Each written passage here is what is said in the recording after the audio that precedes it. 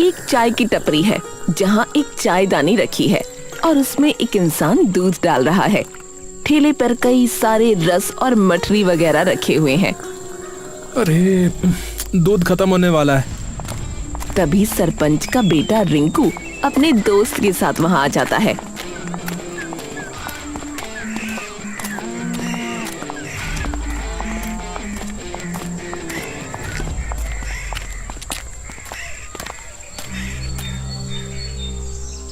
हाँ भाई प्रदीप, लगा दे 2 चाय। अभी लगाई। और हाँ सुन, अदरक मत डालियो बिल्कुल भी, बता रहा हूँ। प्रदीप चाय बनाने में मसरूफ हो जाता है। ठीक है साहब। तभी बिमला बाहर आ जाती है।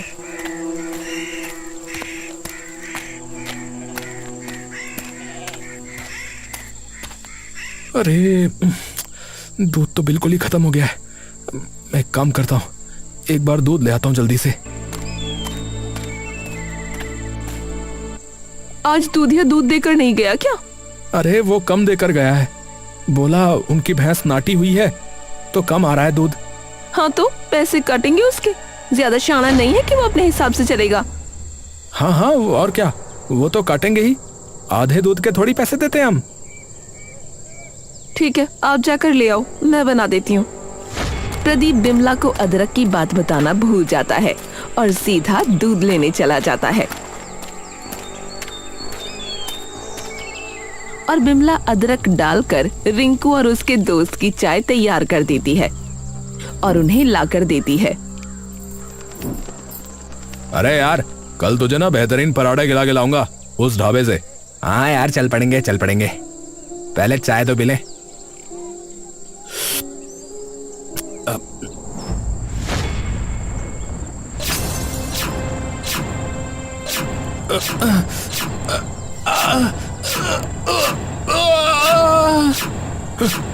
ए भाई, रिंकू क्या हुआ बे? अबे रिंकू क्या हो गया?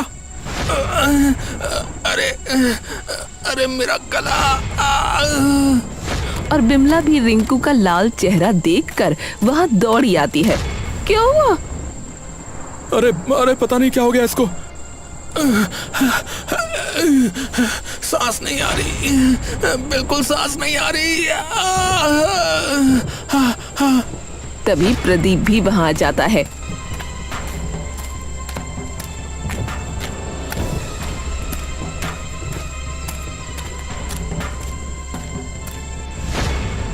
अरे क्या हो गया? अरे भाई कुछ हो गया ऐसे। अरे जल्दी से अस्पताल लेकर जाना होगा भाई। हे भगवान, ये क्या हुआ?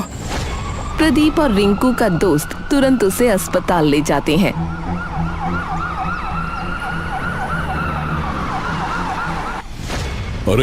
अरे क्या हो गया मेरे बेटे को? रिंकू का दोस्त उठकर उनके पास आता है।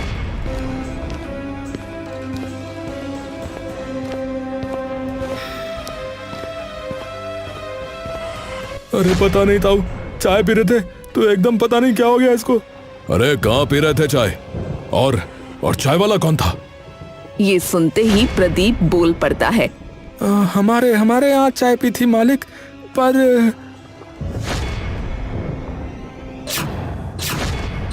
क्या डाला था तूने? हैं? क्या डाला था तूने जो इसकी ये हालत हो गई? मैंने तो कुछ भी नहीं डाला था। मैं क्यों कुछ डालूंगा साहब? अगर मुझे पता लगा ना कि ये सब तेरी वजह से हुआ है। अरे नहीं साहब, मैंने कुछ नहीं किया। तभी अंदर से डॉक्टर आ जाता है। तेजपाल तुरंत प्रदीप को छोड़कर डॉक्टर के पास चला जाता है। देखिए, डरने वाली कोई बात नहीं है।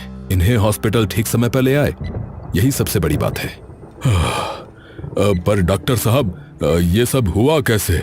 पता नहीं, शायद उन्होंने गलती से वो चीज खा ली थी जिससे उन्हें एलर्जी है।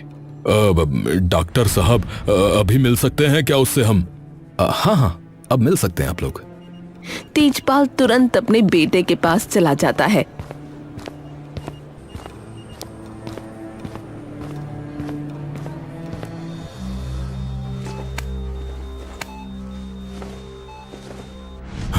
अरे रिंकू बेटा क्या हो गया था तुझे बेटा?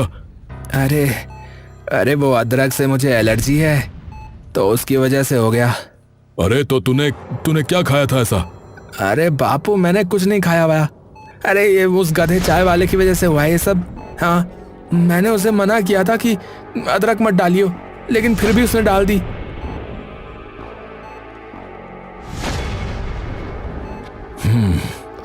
मुझे पता ही था कि ये सब उसकी वजह से ही हुआ है।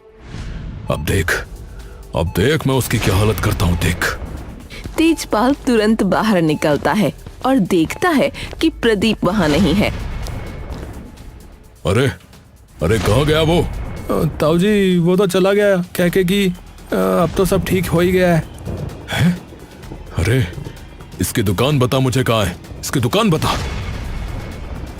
प्रदीप और उसकी पत्नी बिमला ठेले पर खड़े चाय बना रहे होते हैं कि तभी सामने से तेजपाल अपने कुछ लोगों के साथ वहां आता है।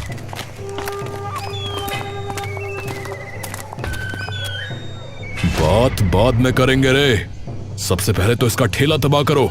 चलो बे।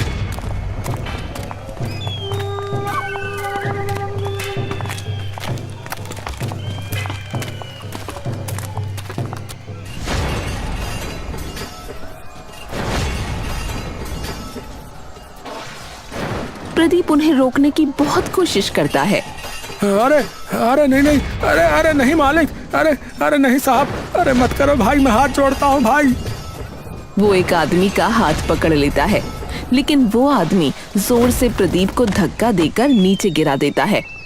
बिमला दौड़ती हुई प्रदीप के पास आती है। प्रदीप जी, आप ठीक तो हो ना? ये लोग ऐसा क्यों कर रहे हैं? प्रदीप तेजपाल की ओर देखता है। अरे मुखिया जी, आप ये सब क्यों कर रहे हैं मुखिया जी?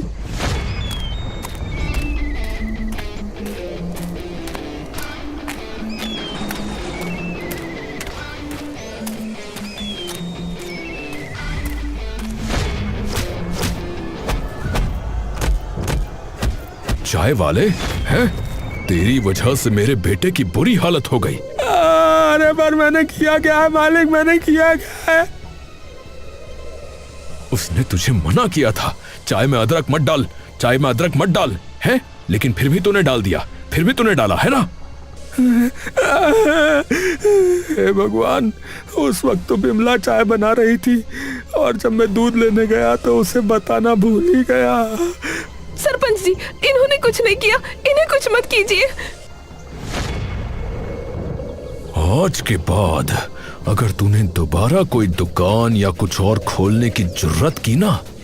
मुखिया जी ऐसा मत कीजिए मुखिया जी, मैं और मेरी बीवी क्या करेंगे मुखिया जी, ऐसा मत कीजिए। हमारे तो कोई खेत वगैरह भी नहीं है मुखिया जी, हमारा गुजारा कैसे होगा? यहाँ रोना मत रो और चुपचाप इस गांव से चले जा।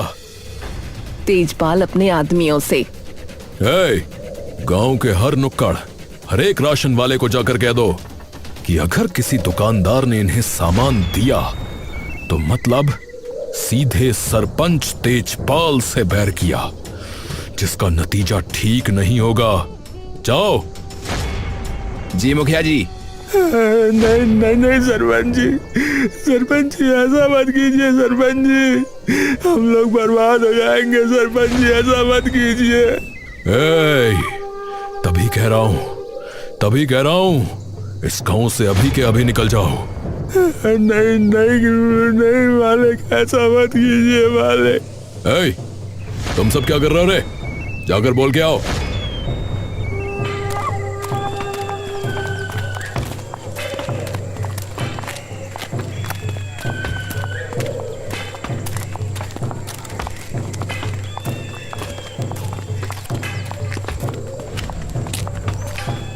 सरपंच के सभी लोग पूरे गांव में ये चेतावनी फैला देते हैं।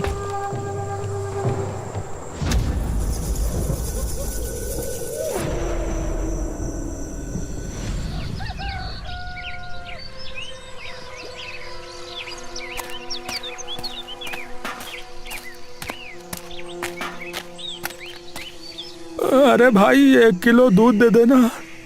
दूधिया एकदम से डरकर पीछे हो जाता है। अरे भाई प्रदीप, हाथ जोड़ता हूँ भाई, मेरी भी दुकान बंद हो जाएगी भाई, तू चला जा यहाँ से, मैं तुझे दूध नहीं दे पाऊंगा यार। अरे भाई पर बात तो सुनो जरा। अरे मैं मुसीबत में हूँ। अरे भाई वो तेजपाल मेरे भी पीछे पड़ जाएगा भाई। मैं तेरे हाथ जोड़ता हूँ भाई, तू चला जा यहाँ से भाई, तू चला जा यहाँ से। प्रदीप ये बात सुनकर सर झुकाकर बिना कुछ कहे आगे की ओर चल पड़ता है।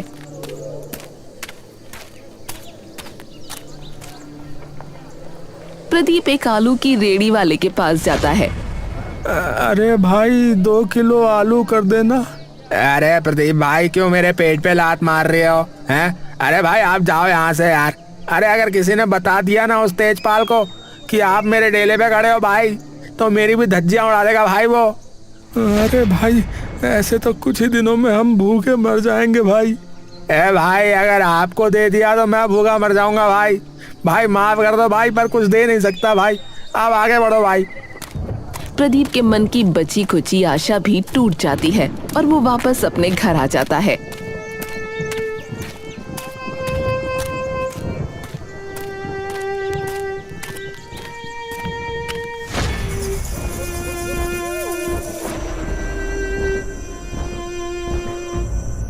क्या हुआ प्रदीप जी? अरे सभी लोग डरे हुए हैं। कोई ये तक नहीं चाहता कि हम उनकी दुकान के आसपास भी खड़े हों। हे भगवान, ऐसे तो सब खत्म हो जाएगा। और अब तो कोई काम भी नहीं कर सकते। बताओ, एक गलती की हमें इतनी बड़ी सजा मिल रही है। अरे और हमने कौन सा जानबूझ के किया था बताओ? मुझे तो समझ नहीं आता कि कोई इतना क्रूर कैसे हो सकता है कि किसी की ऐसी हालत कर दे। अब तो ऊपर बैठे महादेव ही कुछ कर सकते हैं शायद। महादेव, अब तो आप ही कोई राह दिखा सकते हैं मेरे प्रभु। कोई राह दिखाओ प्रभु, कोई राह तो दिखाओ।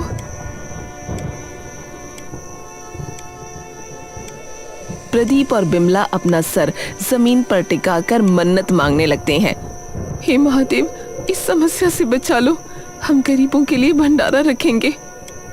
हाँ प्रभु, बस हमें कोई दिशा दिखा दीजिए प्रभु, बस कोई दिशा दिखा दीजिए।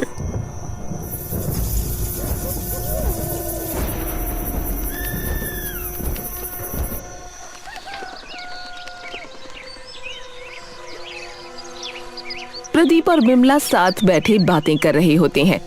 अब दिन पर दिन जो पैसे थे वो भी खत्म होते जा रहे हैं। अगर ऐसे ही चलता रहा तो राशन भी इसी हफ्ते खत्म हो जाएगा।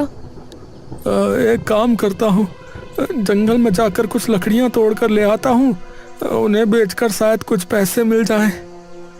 पर खरीदेगा कौन? गांव वाले तो हमारे पास भी नहीं भटकना चाहते। पास के गांव में जाकर देखता हूँ कि कोई खरीद ले, अगर तो काम चल जाएगा हमारा। ठीक है। प्रदीप एक कुल्हाड़ी लेकर जंगल की ओर निकल जाता है।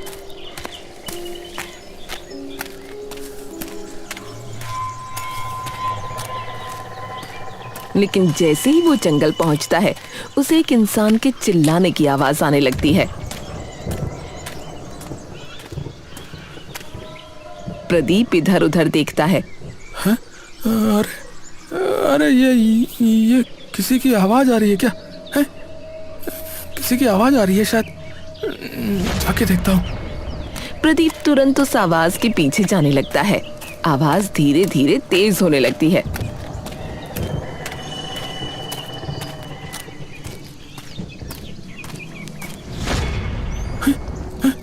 अरे ये तो ऐसा लग रहा है मानो कोई घायल इंसान चिल्ला रहा हो। कहाँ है, किधर है? प्रदीप तेजी से कदम बढ़ाने लगता है। तभी उसे एक गुफा दिखती है।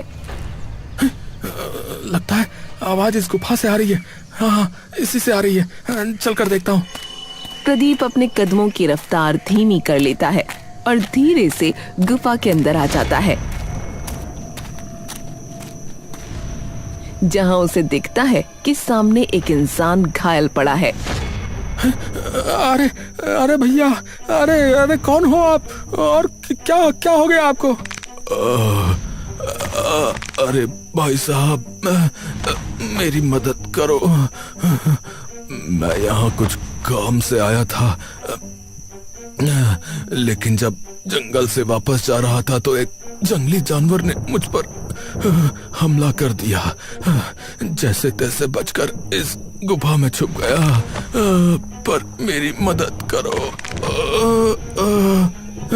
अरे अरे, हाँ, करता हूँ। कुछ तो करना पड़ेगा प्रदीप, कुछ ना कुछ तो करना पड़ेगा। प्रदीप ध्यान से उस इंसान को उठाकर अपने कंधे पर लादे सीधे घर ले आता है।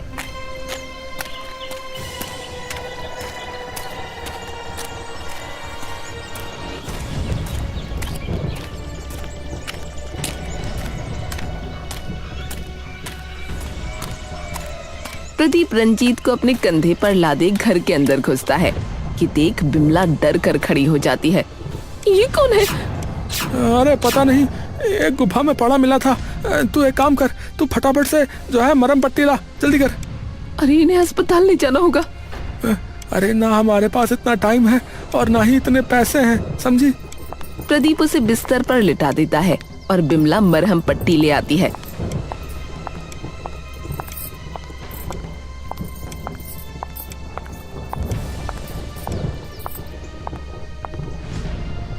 अरे पहले पानी ले आ, पहले जख्म को साफ करना होगा। बिमला पानी लाती है।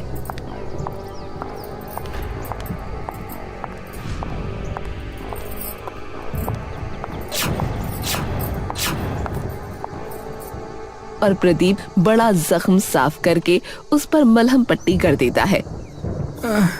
एक काम करते हैं, अब ये थोड़ी ठीक हालत में लग रहे हैं, तो एक काम करते हैं कि इन्हें आराम करने देते हैं। कैसा रहेगा? जी ठीक है। रात हो जाती है पर रंजीत अभी भी नहीं उठता। पर ये है कौन? अरे एक बार होश में आ जाए तो सब बता देगा। चलो ये तो ठीक है, पर अब जो हमारी बुरी दशा चल रही है उसका क्या करें? आप एक बार जाकर मुखिया से फिर से बात नहीं कर सकते क्या कि हमें काम कर लेने दे? अरे उसने तो हर एक दुकानदार और ठेले वाले को मना कर दिया है कि हमें एक सामान तक न दे। ऐसे तो हम भूखे ही मर जाएंगे। मुझे तो लगता है कि गांव छोड़कर कहीं और ही जाना पड़ेगा बिमला। अरे पैसा एक थैला भी नहीं है, जाएंगे कहाँ और कमाएंगे कैसे? प्रदीप के पास कोई जवाब नहीं होता। अगले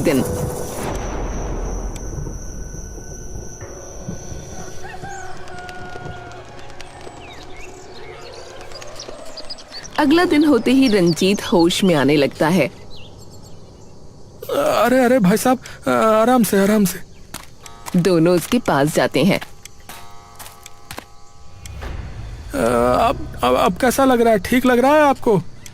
हाँ हाँ भाई साहब, ठीक तो हूँ। थोड़ा पानी मिल सकता है क्या पीने को? पानी? हाँ हाँ, बिमला बिमला पानी लाना।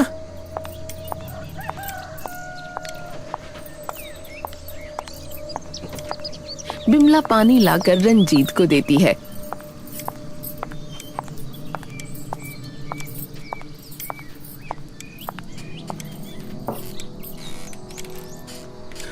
बहुत बहुत धन्यवाद भाई साहब, आपका बहुत बहुत धन्यवाद। अरे कोई नहीं भाई साहब, कोई नहीं। वैसे ये बताइए, आप हैं कौन और कहाँ से आए हैं? मेरा नाम रंजीत पूरिया है। मैं एक जमींदार हूँ और यहीं पास के एक गांव लामपुर से आया हूँ। अच्छा जी, वैसे मैं कुछ पूछ सकता हूँ अगर बुरा न माने तो? हाँ हाँ पूछिए। कल रात को माफ कीजिएगा, मैंने आपकी कुछ बातें सुन ली थी कि आप लोगों का कामकाज कुछ ठीक नहीं चल रहा। हाँ, वो बस ऐसे ही। अरे घबराइए मत, खुल के बताइए।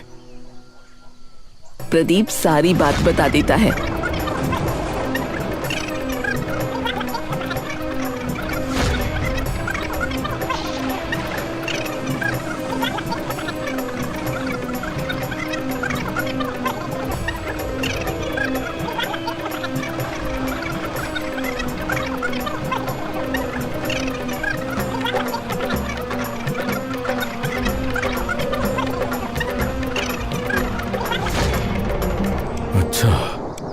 ओहो, अब हमें कुछ समझ में नहीं आ रहा है कि क्या करें, कहाँ जाएं। अच्छा, मेरे पास इसका एक उपाय है। कैसा उपाय? देखिए, मैं आपकी गांव की समस्या तो ठीक नहीं कर सकता, पर हाँ, मैं आपको रहने के लिए एक घर जरूर दिलवा सकता हूँ। क्या क्या क्या सच में? किसका घर? है मेरी जान पहचान में, और उसके घर तो हर महीने किराया भी आता है, तो आपको कमाने की भी चिंता नहीं रहेगी। ये सुनते ही प्रदीप और बिमला के मन में लड्डू फूट जाते हैं। आप चाहें तो वहां रह सकते हैं। बहुत बहुत मेहरबानी होगी भाई साहब आपकी। ठीक है, मैं आपको उस जगह का पता दे देता हूँ। कल सुबह चले जाना। लेकिन हाँ, एक बात, वहां घर की मकान मालकिन भी रहती हैं, तो उनका खास ख्याल रखना होगा आपको। बस आपका ये काम है। हो जाएगा, हमें कोई दिक्कत नहीं है। ध्यान रहे, उनकी किसी भी बात को टालना नहीं है, वरना वो तुरंत घर से बाहर कर देंगी। और उनसे कभी भी लड़ाई झगड़ा मत करना। नहीं होगा भाई साहब, बिल्कुल नहीं होगा। हाँ, ठीक है, तो फिर कल सुबह चले जाना और कह देना कि रंजीत के दोस्त हैं, आपका ध्यान रखने के लिए आए हैं। अरे धन्यवाद कैसे करूं आपका भाई साहब, मेरे को समझ में नहीं आ रहा है। अरे भाई साहब, आपने मेरी जान बचाई है, इतना तो कर ही सकता हूं। और धन्यवाद करना है तो उन भोलेनाथ का कीजिए, जिन्होंने हमें ऐसी कठिन घड़ी में मिलवाया। रंजीत, प्रदीप और बिमला भगवान का धन्यवाद करने लगते हैं, लेकिन वो जैसे ही पीछे मुड़ते हैं, उन्हें वहां रंजीत नहीं दिखता। अरे रंजीत कहाँ चले गया भाई? दोनों इधर उधर ढूंढते हैं, तभी उनकी नजर बिस्तर पर पड़े एक कागज पर जाती है। उस पर पता लिखा होता है। अरे कहीं का पता लिखा हुआ है, शायद उसी का घर है। वो तो ठीक है, लेकिन वो गए कहाँ? एकदम से अभी यहीं थे, और वो भी इतनी जल्दी चले गए, और वो भी ऐसी हालत में। दोनों कुछ देर विचलित से वहीं खड़े रहते हैं। कोई नहीं जी, चले गए होंगे, पर कम से कम हम तो इस मुश्किल से बाहर निकल गए। हाँ, एक काम करते हैं, अब फटाफट सामान बांध लेते हैं और कल सुबह निकल जाते हैं। हाँ।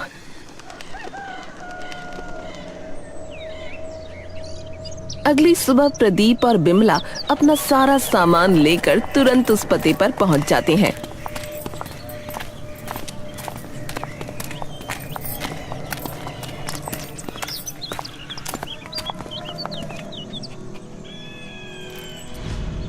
जैसे ही दोनों की नजर घर पर पड़ती है, उनकी आंखें चमक जाती हैं। प्रदीप जाकर गेट खटखटाता है।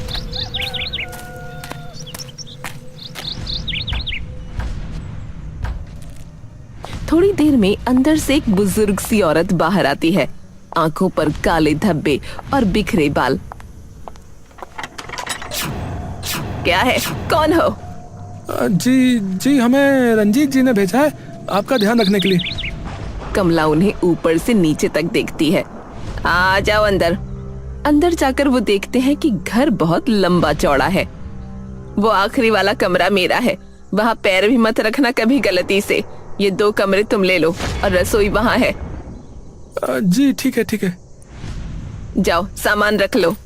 दोनों अंदर जाकर सामान रख देते हैं।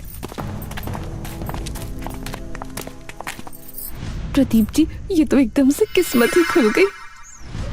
हाँ, अरे इतना बड़ा घर, और हमारे घर जितना तो एक कमरा ही है इनका, देखो। तभी बाहर से कमला की आवाज आती है। अरे बाहर आओ। दोनों बाहर आते हैं।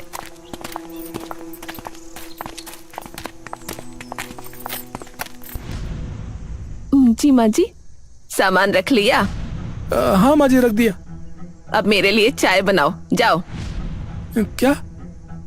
मेरा ध्यान रखने आए हो ना, तो ध्यान रखो, और क्या मुफ्त में रहोगे यहाँ? जी ठीक है माँ जी, मैं बना देती हूँ। दोनों एक दूसरे को देखते हैं।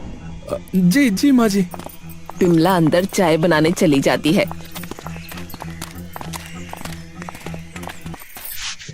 और प्रदीप सफाई में लग जाता है। अरे वैसे खड़ूस तो एक नंबर की है ये। थोड़ी देर में बिमला चाय बनाकर ले आती है।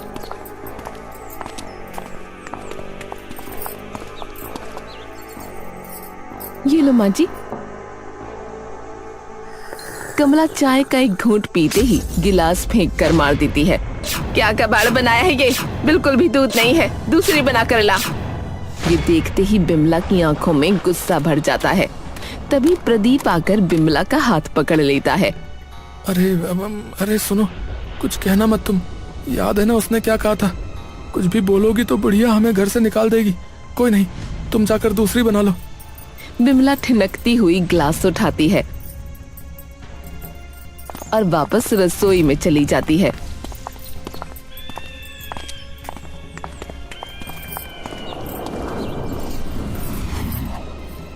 बड़ी बदतमीज बुढ़िया है ये। हाँ सही में।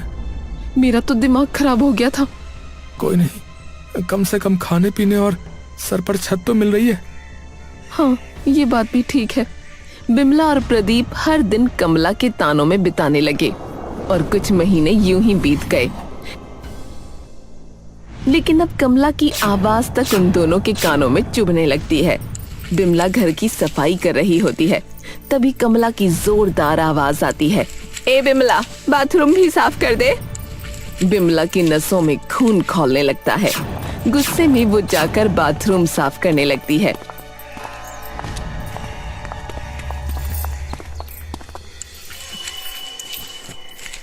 भगवान, किसी और का बाथरूम साफ करना पड़ रहा है। कैसे दिन दिखा दिए, और इतना काम करने का एक पैसा तक नहीं मिलता। बिमला थककर बाथरूम साफ करके अपने कमरे में आकर बैठती ही है। तभी अचानक बाथरूम से कमला की जोर से चीखने और गिरने की आवाज आती है। अरे माँ, ओ प्रदीप के बहू, बचाओ। बिमला घबराकर झटके से उठती है और दौड़कर बाथरूम की तरफ जाती है। वहाँ कमला जमीन पर गिरी हुई दर्द से कराह रही है। माँ जी, ये क्या हो गया? आप गिर कैसे गई? पैर फिसल गया बहू, बहुत तेज दर्द हो रहा है, उठा मुझे। अजी सुनते हो, जल्दी आओ, देखो माँ जी गिर गई है। प्रदीप, जल्दी करो।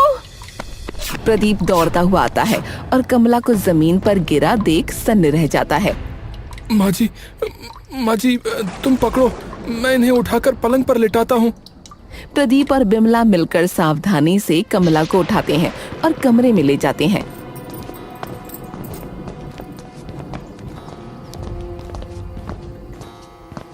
कमला दर्द से सिसक रही है। बिमला, तुम माँ जी के पास बैठो, मैं अभी डॉक्टर बाबू को लेकर आता हूँ। घबराने की बात नहीं है। उम्र ज्यादा हो जाने की वजह से हड्डियां कमजोर हो गई हैं। बस मोच आई है। कुछ दवाइयां लिख दी हैं, पर इन्हें पूरी तरह से आराम और सेवा की जरूरत है। बाहर तेज बारिश और तूफान चल रहा है। कमला बिस्तर पर लेटी दर्द से कराह रही है। उन्हें बहुत तेज बुखार है। बिमला और प्रदीप उनके पास बैठे चिंता में डूबे हैं। माँ जी का बुखार तो कम होने का नाम ही नहीं ले रहा, बल्कि और बढ़ता जा रहा है। शरीर आग की तरह तप रहा है।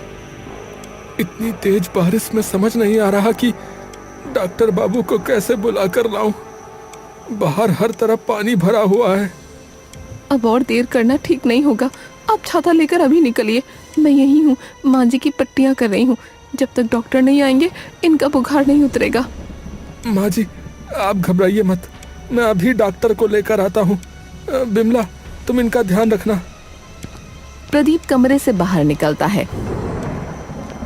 बिमला बहुत ममता के साथ कमला के सर पर ठंडे पानी की पट्टी रखने लगती है। कमला धीरे से अपनी आंखें खोलती है। रहने दे बहू, इस आधी रात को और इस बारिश में उसे कहीं मत भेज, मैं ठीक हो जाऊंगी। माँ जी, आप बिल्कुल चुप रहिए। आपकी हालत हमसे देखी नहीं जा रही। आखिर आपके सिवा हमारा इस दुनिया में है ही कौन?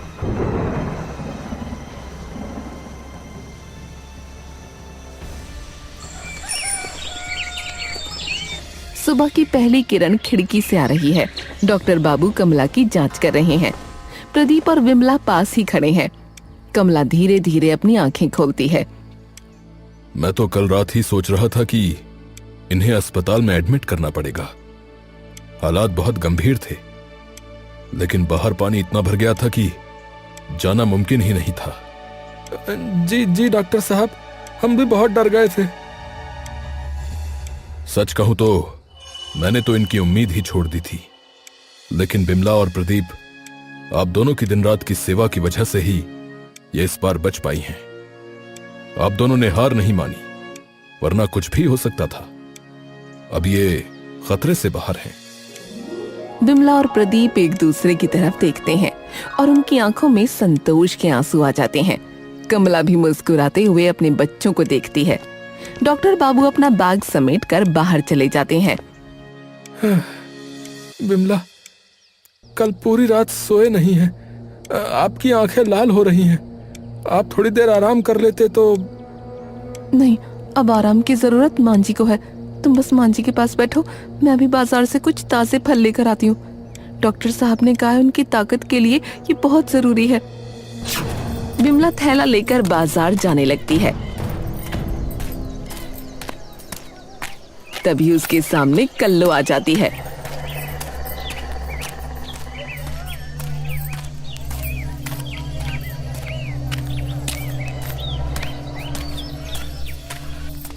अरे बहन जी सुनिए तो। बिमला उसकी तरफ देखती है। जी माफ कीजिएगा बहन जी, आपको कई बार देख लिया यहाँ आसपास। आप नए हो क्या? हाँ, मतलब 4-5 महीने हो गए हैं। अच्छा, रह कहाँ रही हो वैसे? मैं तो बहन जी यहीं पास में रह रही हूँ। वो कमला माँ जी है ना, उनके घर। हे भगवान, वो सठियाई हुई बुढ़िया के साथ। बिमला सर झुकाकर मुस्कुराने लगती है।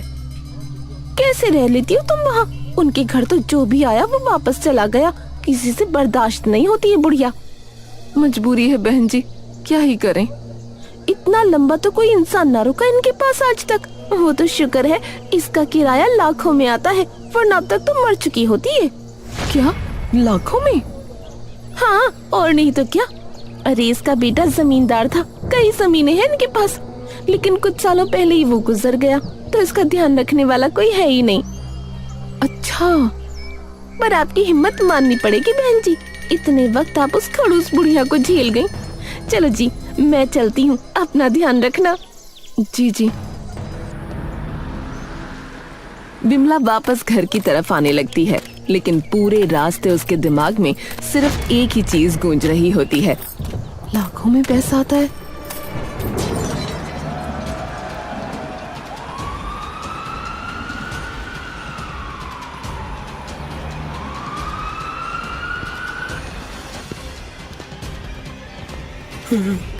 क्या हुआ है उसे डॉक्टर साहब? देखिए, हालत ज्यादा खराब है, तो इनको लंबे समय तक आईसीयू में रखना होगा। आप जाकर 2 लाख रुपए काउंटर पर जमा कर दीजिए, तभी हम इन्हें आईसीयू में रखने की तैयारी शुरू कर पाएंगे। प्रदीप ये सुनते ही सुन्न पड़ जाता है। 2 लाख मैं कहाँ से लाऊंगा? प्रदीप बेहाल होकर इधर उधर चलने लगता है।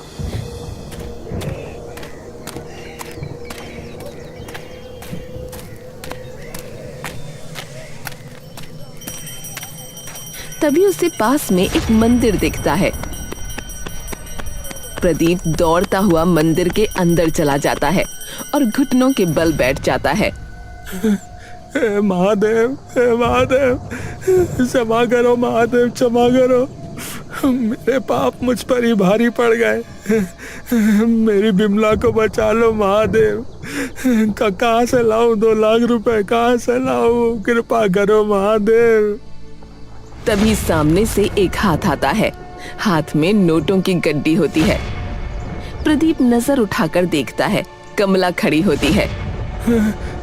अरे माँ जी आप? अभी इन सब बातों का वक्त नहीं है, जाके पैसे दे आजा। प्रदीप तुरंत पैसे लेकर काउंटर पर जमा कर देता है।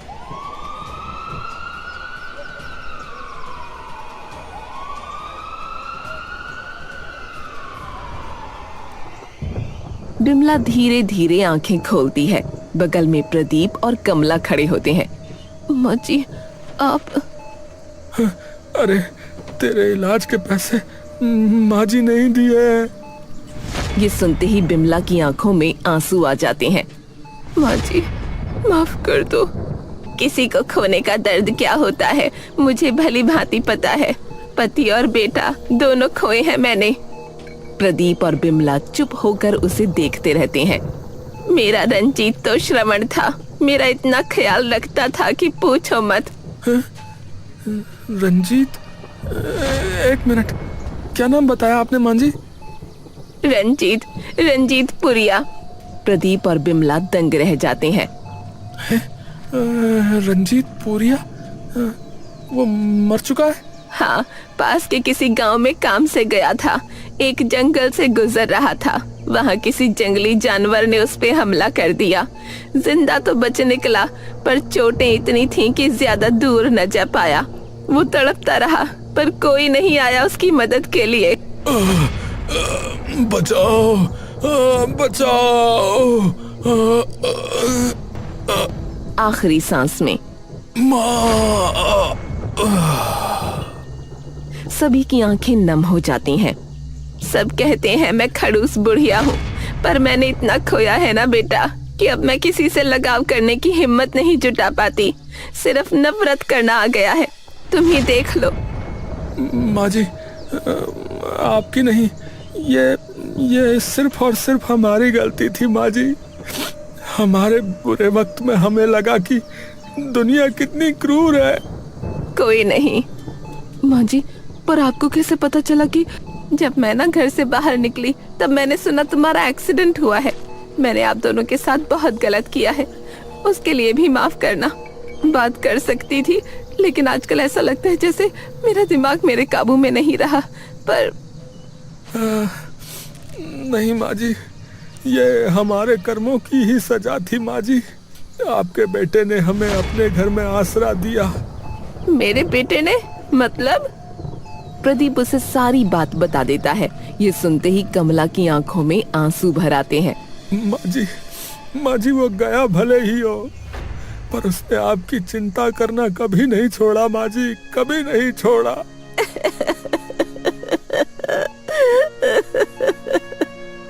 और तभी प्रदीप उसे गले लगा लेता है। कोई नहीं माँ जी, कोई नहीं। एक बेटा नहीं है तो क्या हुआ, ये बेटा तो है ना माँ जी, ये बेटा तो है। मैं करूंगा आपकी सेवा, मैं करूंगा।